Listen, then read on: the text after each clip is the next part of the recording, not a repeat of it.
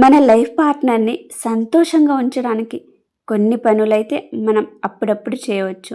అవి ఏంటంటే గిఫ్ట్స్ ఇవ్వడం. మీ లైఫ్ పార్ట్నర్ని తన బర్త్డే రోజైనా లేదా మీ యానివర్సరీ రోజైనా లేదా మధ్యలో అలా ఎప్పుడైనా ఒకసారి తనకి ఇష్టమైన ఒక చిన్న గిఫ్ట్ని ఇచ్చి చూడండి. గిఫ్ట్స్ అంటే పెద్ద కాస్ట్లీ చాలా డబ్బులు పెట్టి పెద్ద కాస్ట్లీ గిఫ్ట్ ఇవ్వాల్సిన అవసరం లేదండి.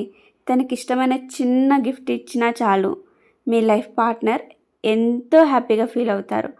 ఒకసారి తనకి ఇష్టమైన గిఫ్ట్ని మీరు ఇచ్చి చూడండి, వాళ్ళు ఎంత హ్యాపీగా ఫీల్ అవుతారో మీకే తెలుస్తుంది.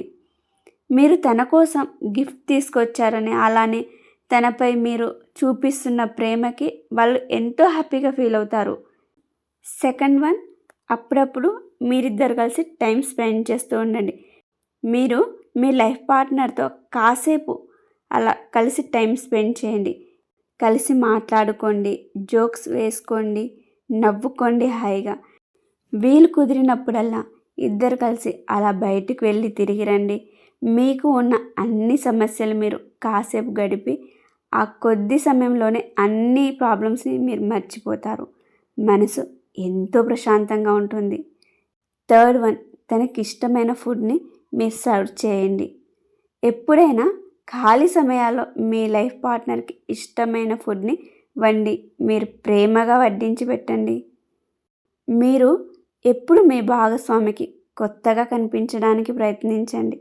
అలానే మీరు ఎంత వర్క్లో ఉన్నా, ఎంత బిజీగా ఉన్నా ఒక్క ఫోన్ లేదా ఒక్క మెసేజ్ చేసి తిన్నావా అని అడగండి.